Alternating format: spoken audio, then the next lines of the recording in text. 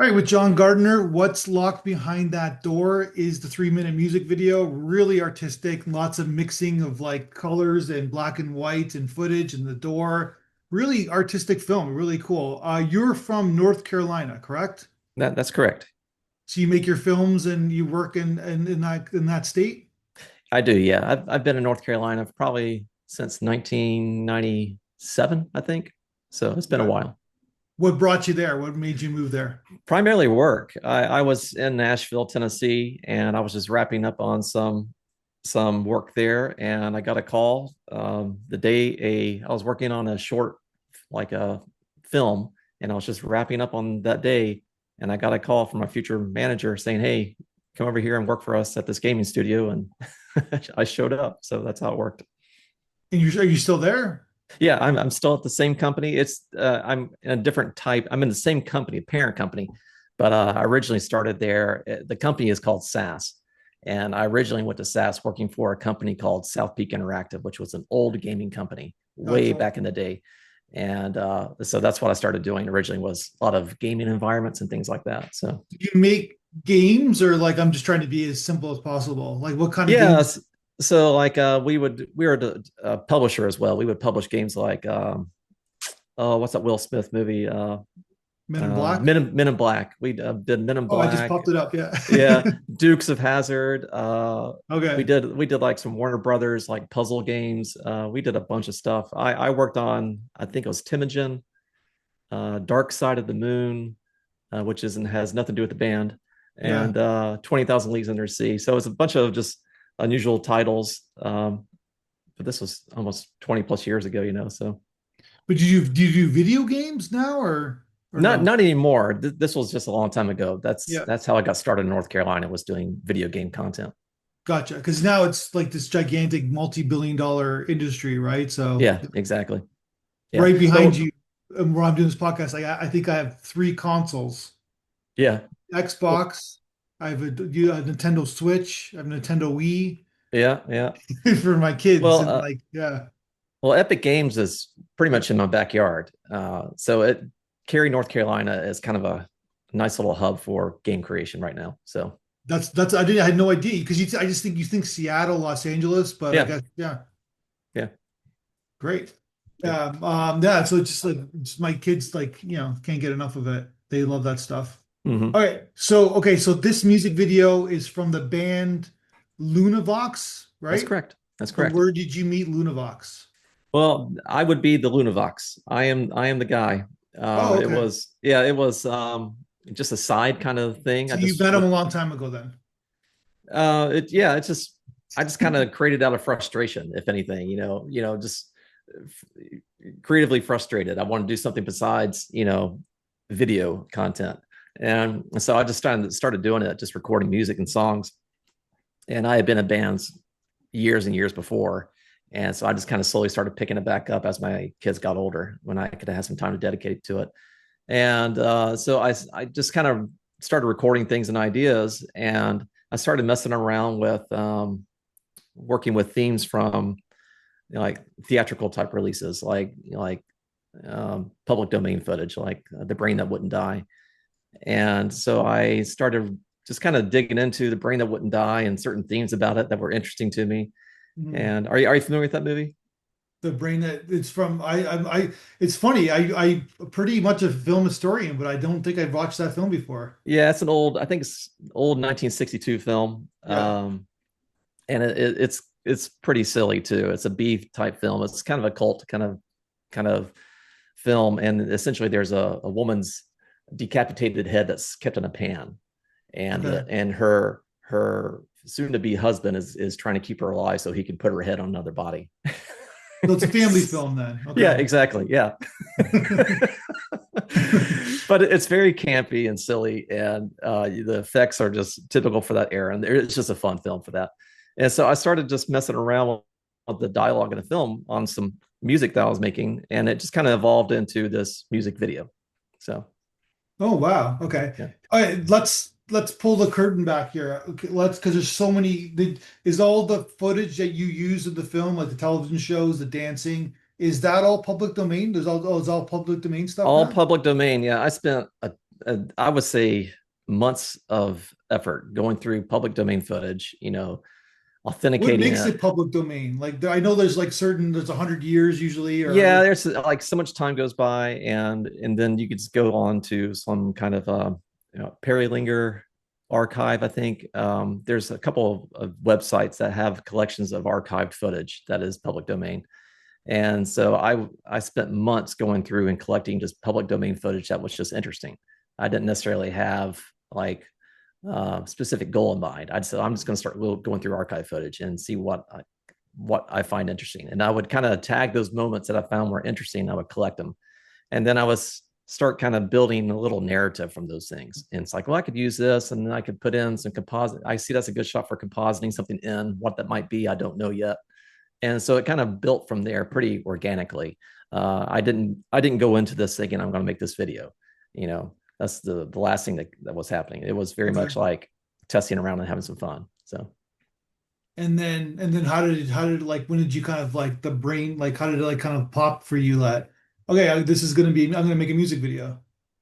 I would say probably about 16 months ago, maybe I was testing around with a lot of AI type technology, Yeah, stable diffusion. Early on, I was using that. It's one of their earlier LLMs for image generation, yeah. but it was very limited. It was at the time it was I think maybe 500 by 500 pixels. You can get an image, and it was very low resolution. It wasn't suitable for video at the time, but I was testing with it, and I could see the potential of it for creating certain things. And then as soon as Flux was released, I think Black Forest released Flux, and it was substantially more. It was just a huge improvement over Stable Diffusion at the time. And then I was like, oh wow, I could create some interesting content with this. And when I started stumbling across a story for the music video, I realized how I could utilize Flux for this. In this case, being creating thousands of images of variations of doors. So I could go back in and composite text into it and match move the animation of that AI imagery into some, you know, public domain footage and motion track it into it. So So you're like old school, new school. yeah, it's I'm combining my skills as an animator Yeah. and using newer technology. I mean, I have it's the genie's out of the bottle on this thing. So I'm forcing myself to see how I can use it. And in this You know, a case, lot of people don't have that point of view, right? Like oh I've yeah, yeah, absolutely, yeah, absolutely. And I get it. I understand it. I guess my mindset is, I mean, it's like for example, if I'm on X or Twitter or Instagram and I'm just seeing a lot of AI created video, I'm not really interested in it. I just kind of skip past it because it's so common now. yeah, But if I see an interesting use of AI that has a narrative of some sort and it pulls you in, yeah. I can dismiss that criticism of using AI and Sure. say I could see some value in it. It all And comes down. It all. I'm sorry for interrupting you, but it all comes down to storytelling. It all comes it down really to does. yeah, yeah, It really does. And when you see like, I forget there's a term going around right now about, I think they call it AI slop, and that's it's basically it's just little clips of AI footage of people doing silly things, and it's like, yeah. okay, I've been there, done that, not interested in it. It's just a prompt, so there's no human ingenuity beyond that, when No. it's just a prompt. So But this is like any sort of like evolutionary creation, right? With video, yeah, it's like yeah, like back in the day, it was like all the special effects, and then if there wasn't a story, we don't care, right? exactly, So yeah. yeah, And that was one of the hardest parts too. It wasn't really for me because I don't necessarily consider myself like any kind of storyteller by any means. It's not a process that I am inclined to think that way. I have to stumble through, and it's painful to. It was hard for me to find some kind of narrative to build out of this. Someone that is like a good storyteller, like for example, my wife or something, she could probably make a nice story in an hour or something like that. But it took me months to stumble upon this and put it together. So yeah, so I would say the storytelling element was the hardest part of the whole music video for me, not the that's technical stuff. interesting. Yeah, So nothing is shot. You didn't shoot anything. It's all stuff that you created.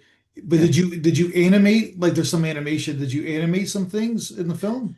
Yeah, so I would take like an image of a door that was created in Flux, and Yeah.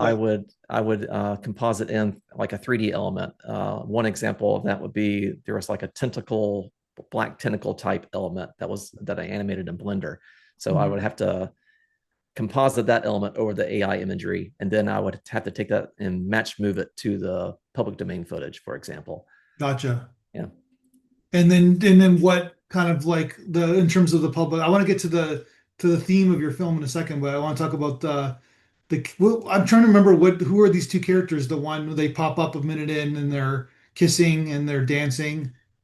Yeah, that's from the archive footage, and I have no idea who they are. I Yeah. forget where they came from. There's a lot of like old commercial type content, and they're just silly. Like for example, the dancing couple, that's like Yeah. from a Maytag commercial Oh, that makes sense. 1940s or 1950s. Gotcha. And this couple, they're dancing around stoves and refrigerators. Got, and then you're So using it. That's yeah, amazing. and Yeah. so then I took that footage and I added in a Yeah. door and then tracked and then I cut out the couple dancing and put them over the door. I had to rotoscope that. That was very painful. But so yeah, that's how I incorporated that footage with animation. So Because that's someone's, one would assume that's someone's parent, right? So it'd yeah, be interesting to see. I'm assuming they're not with us anymore, the couple, yeah, and they could be. But yeah. I'm assuming like it would be funny to see if like that's my dad, that's my mom, right? In the content, you Right. change the context of what they Yep. did. Exactly. Yeah. Yeah. Yeah. And you got the hospital, like I guess that's from, I'm assuming it's from like a television show or something. Yeah, the hospital would be the scene from The Brain That Wouldn't Die. Okay. There's two surgeons, and the surgeons is the father son talking about morality, the morality of how they do their job, of using science to do their job, and the father Mm, is questioning the son about his what he's doing behind the scenes, and this scientist is high in his laboratory away from the hospital. He has this closet, and behind the door to that closet is some kind of creature, and that theme just kind of really stuck with me, yeah. because one of the lines from the film was what's locked behind that door. His wife's decapitated head is asking that question, and Yeah. because the scientist didn't reveal to his bride to be what he does with his spare time. He's doing Gotcha. these crazy experiments on people, and so that kind of became the theme for the narrative of the music video was what's locked behind that door. And then I started creating thousands and thousands of these renders of doors and variations of doors, just looking to see what would happen. And I started putting text on it, just a simple emotion. Um, Yeah. and then I would intersperse those doors throughout certain vignettes that would happen throughout the archive footage. So it's like all the kind of human emotions, I guess, right? That Yeah, and yeah. yeah, exactly. What people are hiding, what people are concealing, the emotions they deal with on a daily basis. So yeah, Doubt, die, sin, abuse, cheat, sad, ruin, right? Bitter. I'm yep, just jumping, yeah. yep, Neglect, yep, right? You're yep, saying all like that's what the film's about, right? It's about like what's in our psyche. What are we yep, bearing, I guess, exactly. It's the struggle of being a person, a basically. human being. Yep, Yeah, for us, right? yep, yep, But yeah, it's 100% because we all and there's also secrets, right? We all kind of carry secrets, some sort of secret. yep, Yeah. absolutely. Nobody will ever know somebody completely, I guess. That's right. Right. Yeah. So you kind of jumped on that theme and then it's like there's all these doors and like, yeah, it's really cool. And this, of course, the song is your narrative, right? So you kind of, Exactly. I'm assuming you knew it was always going to be 3 minutes and 38 seconds. I did, yeah. And the song came first, of course, Yeah. and I guess that was one of the nice things about using my own music for this was that if I needed to, I could go back and redo something. But I really wanted to avoid that. I wanted to use the song as it was, because I actually recorded the song with the intention of using content from that movie. I Mhm. just thought it was kind of creepy, and the music was kind of dark and creepy in a way too. So it just matched, and I didn't want to change it. And so I forced myself to work with the song as it was, and to match it visually. So I would, intentionally make things black and white in a lot of cases. Would use color when the song would, like for example, when the couple's dancing. It's one of the more lighthearted moments of the song, Yeah. and so I was like, okay, that'd be I really need to break away from the door themes in that area and negative type words and emotions and show something kind of happy. And so they're dancing, and then the door themes change in that part too. They're more positive words like choice, peace, things like that. So I would try to match the feeling of the song visually, and that was I had a lot of fun doing that.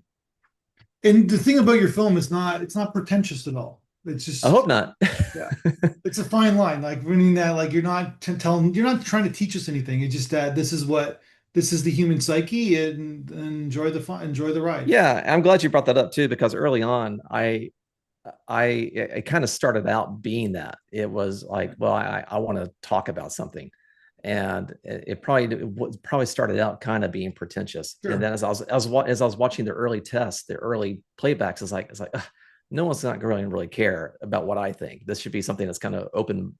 It should draw them in Yeah. as an individual, and that they need to make their own connections. So I was really trying to walk that tightrope of allowing someone to make their own connections to things. Yeah. And yeah, so That's filmmaking. Like nobody wants to be told what to think or yeah, feel, right? Yeah. exactly. And like I said, it's experimental enough that it basically meaning that yeah, people will come up with their own kind of interpretation. Our conversation about the human psyche, someone's going to come up with something different, right? So Exactly.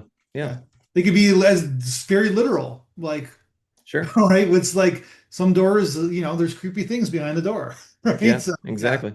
yeah, I think there are moments of being pretty direct with a yeah. message in some cases, but I think about 75% of it is pretty open to interpretation, I'm guessing. So, Because the just interesting thing about using a door, or from my perspective, because I grew up in suburbia, is that is what's going on in people's homes, right? Like what mhm, it never is what you think it is, right? There's always right. something, there's always secrets, there's always kind of everybody kind of puts up like obviously we've like it's almost like on steroids now because of social media, but we all have our own perception, like we all kind of give the world what we want people to perceive, how people to perceive us, right? But Yeah, exactly. Yeah, you see like these Instagram or Facebook posts, and people yeah, are living these great lives. They're traveling, and in yeah. reality, they might be miserable. Well, probably So, there's something, it's not that black and white. Let's just put it that way, right? yeah, So, exactly. yeah. Yeah. So fantastic. So what motivated you to send the festivals? Well, I wanted to make I did it, and I was just extremely just creatively frustrated. I've been working in corporate for decades, and the process is very bureaucratic. Often you just design to things that are not interesting to you. There's a creative brief you have to follow, branding.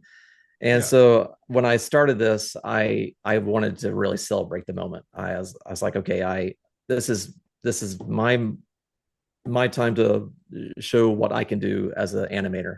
yeah. And so I decided I needed to take this to festivals. So And how's the experience so far? it's been a blast. I've been really enjoying it. I'm not really uh, an extrovert by any means. Yeah. So I have to force myself to do this kind of stuff. But even though I'm not really an extrovert, I've been really enjoying the whole process. It's just been just a lot of fun, and I'm probably going to keep on doing it in the future. So, Yeah, you should. Like in like this is a solid film. So meaning mhm. that in terms of like the genre festivals like ours, it's like a no-brainer Yeah, acceptance, right? So, but I hope I'm glad that it seems like you're getting into other festivals and it's doing well for you because it's very creative and innovative and you're using I hate to say this, but because people get mad, but it's like you're using AI in a productive way. So I hope so. And I don't want to be one of those guys that uses AI to do everything. I don't want to yeah, use AI to, for example, animate how I visually want to animate something. Uh, where I would use AI, and like for example, that couple dancing in the music video, there that was a lot of time consuming steps to trace them out frame by frame and get a nice clean composite, or as clean as possible composite against that background plate. And that took like a week worth of just going frame by frame, tracing those people and cutting them out. And would I've used AI for that? Absolutely. Yeah, but 100%. but I didn't. But in terms of like you know, specifically animating, I would not feel comfortable using AI for that, for example. Gotcha. I already have ideas in my mind about what I want to do. And um I'm pretty good at animation in general, so I feel comfortable doing that. So And what do you finally, what do your wife and kids think about your filmmaking progress? they love it. They've been really enjoying the process. We went to took my son to a Charlotte festival just last month, Yeah. and the Carolina Film Festival, and it won Best Music Video there. And so my son and I drove from Raleigh to Charlotte, and he had a blast going there because they had, a senator there talking about, some kind of thing about film funding for North Carolina, and they had a couple of like three or four actors that were there. Like one guy was in the latest was it the Fantastic Four, I think, or no, he's in the Superman film. I forget his name, unfortunately. Okay. So they did a good job of putting on a presentation and for Yeah. people that submitted to the festival. So he had a blast, and yeah, it's fun for You're the whole getting family. you're getting tax incentives for people Yeah, to that's film there. right. 'Cause I know Georgia is like really all that, like they're like, they got so many studios now, and they're like Yep. becoming the third kind of Los Angeles. But Yeah, I want to say the tax incentives are timing out, and I think yeah. that's why that senator was there at the film festival Was it a too. state senator or like a or Yes. okay, state senator? Yeah, Yeah. gotcha. Yeah. And so he was there to talk about creating new incentives to Yeah. offset the funding that was closing. So It's a job creation, right? Too, right? They're it really creating jobs, is. right? Yeah. Yeah. All right, man. Well, congratulations. Like you said it, not me, but you got to make more films, and you will. And I think that what you're doing is fantastic. And Well, keep thank you. at it. Appreciate it. Hopefully, we could talk again when you make your next film. Yeah. Thanks for taking time to talk with me. I appreciate it. Anytime, man. Thank you so Okay. much.